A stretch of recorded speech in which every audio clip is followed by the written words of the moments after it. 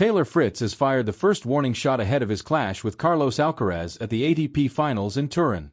The American, confident after a dominant start, made it clear during his press conference that he intends to attack from the very first point when he meets the Spanish prodigy this Tuesday at 2 p.m. The Californian looked sharp in his debut, defeating Lorenzo Musetti in straight sets in front of a stunned Italian crowd. From the very first games, Fritz's plan was clear: short points, brutal serving angles, and explosive forehands aimed deep into the corners. He silenced the crowd midway through the first set with his commanding pace and heavy hitting. His backhand, crisp and flat, repeatedly broke Musetti's rhythm, turning the match into a one-sided affair. That victory not only boosted Fritz's confidence but also set up the high-stakes encounter against Alcaraz, a duel that could decide the top spot in their group. "Facing Carlos is always complicated," Fritz admitted. "He's extremely aggressive, and the last 2 times we played he took control of the match very quickly." Indeed, the history between them adds extra spice to this matchup. Earlier in the season, Fritz defeated Alcaraz at the Laver Cup in a heated contest, only for Carlos to strike back later, first in Tokyo, and then again in the Six Kings Slam in Riyadh. Each encounter has revealed a new chapter of their growing rivalry. Youth versus power, flair versus precision, and 2 players at the peak of their confidence. "I'm going to have to serve very well," Fritz continued. "If I can keep my first serve percentage high, I'll have my chances. Carlos tries to take the racket out of your hands. That's what he does best. But I plan to stay aggressive, return well, and try to beat him on my terms." The American statement, both strategic and bold, didn't go unnoticed. Alcaraz, calm and composed, laughed when told about Fritz's words, saying only, "I like players who come to fight." While the focus is on the on-court battle, Alcaraz has also been the center of attention off the court. After his opening win against Alex de Minaur, the young Spaniard experienced one of the most surreal moments ever seen in a press conference. As reporters finished their questions, former Russian tennis player and Wimbledon semi-finalist Elena Vesnina raised her hand. With a smile, she asked, "Carlos, congratulations on your victory. I think you've answered all the questions about the match, but I have one that many girls around the world want to know. Are you single?" The room burst into laughter. Alcaraz froze, blinked twice, and replied, half laughing, half blushing, "I'm single." "Okay," Vesnina said, nodding. That was the question. The clip instantly went viral. Alcaraz, hiding his face behind a bottle of water, laughed uncontrollably while journalists tried to keep a straight face.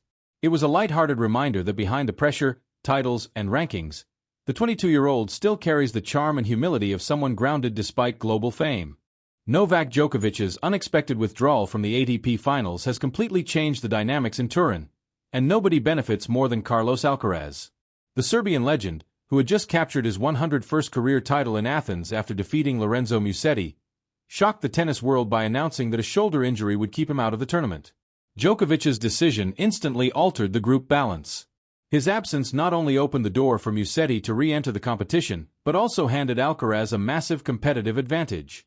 Originally, the Spaniard was placed in the Jimmy Connors group alongside Djokovic, Taylor Fritz, and Alex de Minaur, a section considered already favorable compared to Jannik Sinner's. But without Novak, it has become even more manageable.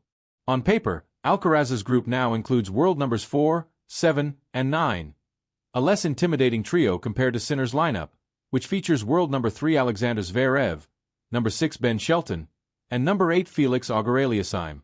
In other words, the road to the semi-finals for Alcaraz just got smoother. The Spanish star didn't hide his confidence. "It's always sad when Novak can't compete," Alcaraz said, "but I'm focused on my own game. Every match here is a battle, but starting with a win gives me momentum." That debut victory, a 7-6, 6-2 triumph over Alex de Minaur, wasn't just a good start, it was a statement. The match showcased the best version of Alcaraz, explosive from the baseline, intelligent in the rallies, and with that fearless energy that often overwhelms opponents. "It's the first time I start the ATP Finals with a win," he said afterward. "It gives me confidence and sends a message to my rivals." Fritz, his next opponent, knows it. The American watched that performance closely and admitted that Alcaraz's intensity will be a different challenge altogether. Still, Fritz believes his serve and flat-hitting style can neutralize the Spaniard's spin-heavy game, especially on the fast indoor court in Turin. The stakes couldn't be higher. The winner of their match will likely top the group and advance with the upper hand toward the semifinals. But beneath the immediate goal, there's a bigger prize on the line: the year-end world #1 ranking. For the second time in 3 years, the title race has come down to Alcaraz and Jannik Sinner. The two have split the Grand Slams this season: Roland Garros and the US Open for Carlos, and the Australian Open and Wimbledon for Jannik. Now, the ATP Finals will decide who ends 2025 as the ultimate master of the sport. Djokovic's absence adds an unexpected twist. Without him, Sinner must defend his title undefeated to retain the #1 spot. Any slip could cost him dearly, allowing Alcaraz to overtake him in points. As one Spanish journalist put it in Turin, Djokovic's injury has opened the gate, but Alcaraz still has to run through it. Carlos seems ready to do just that. His energy in practice has been electric, his focus laser-sharp. Between smiles and relaxed moments with his team, there's an unmistakable determination in his demeanor. For Alcaraz, this tournament is not just another trophy chase, it's a statement of dominance, a chance to reclaim what he once held and prove that the future of tennis already belongs to him. Carlos Alcaraz knows that the next few days in Turin could define not just his season, but his place in tennis history.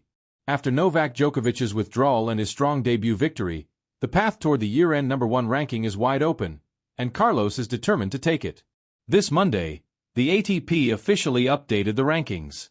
Once the points from last year's finals were removed, Alcaraz reclaimed the #1 position, surpassing Sinner by a narrow margin.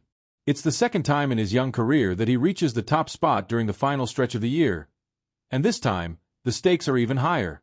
The scenario is clear: if Alcaraz wins 3 matches in Turin, he will finish 2025 as the world's top player, regardless of Sinner's results. It's a simple but brutal equation. Every point counts, every match carries enormous pressure. "It's all in my hands," Carlos admitted. "That's a great feeling, but also a big responsibility. Jannik is playing incredible tennis, but I've worked hard to get here. I'm going to fight for every ball." That's exactly what the Spaniard has been doing all season. Fighting, adapting, evolving. His ability to recover mentally from setbacks, like his early exit in Paris, has impressed even his critics. That defeat ended a streak of 9 consecutive finals, but instead of losing confidence, Alcaraz used it as fuel. "We analyzed it, we talked about it," he said. "It was a bad day, but one match doesn't define a season." And what a season it's been! With 2 Grand Slam titles, a string of Masters 1000 victories, and an ever-growing fan base, Alcaraz has become more than just a young star. He's the face of a new era. His aggressive baseline game, creative shot-making, and joyful presence on court have made him a symbol of modern tennis. Now, in Turin, he wants to complete the trilogy: the ATP Finals trophy, the Davis Cup, and the year-end world #1. "Why choose one when I can fight for both?" He smiled when asked whether he would prioritize the Masters Cup or the Davis Cup. "I'll have many years to play both tournaments, but I want to win everything this season. That's the goal." After Turin, Alcaraz will travel to Bologna to represent Spain in the Davis Cup Final 8. Only 2 Spaniards in history have lifted both the Masters Cup and the Davis Cup in the same year, and Carlos wants to join that exclusive club. Physically, he feels stronger than ever. Mentally, he's in control. "I've learned to rest, to manage my energy better," he said. "This season I've spent more time at home between tournaments. I know when to stop and when to push. That balance has made me a better player." It's a maturity that has become visible both on and off the court. Whether he's laughing at unexpected questions from journalists or analyzing his performance with laser precision, Alcaraz exudes the calm of someone who understands that greatness is a long road, and he's only at the beginning. The crowd in Turin feels it too. Every time he steps onto the court, there's an electricity in the air, the kind that only true champions generate. For the fans, this week is more than just tennis. It's witnessing the rise of a new legend. If Alcaraz succeeds in lifting the ATP Finals trophy, he will not only confirm his dominance but also send a message to the entire tennis world. The throne, once shared by Djokovic, Nadal, and Federer, now belongs to the next generation, and Carlos Alcaraz is ready to rule it.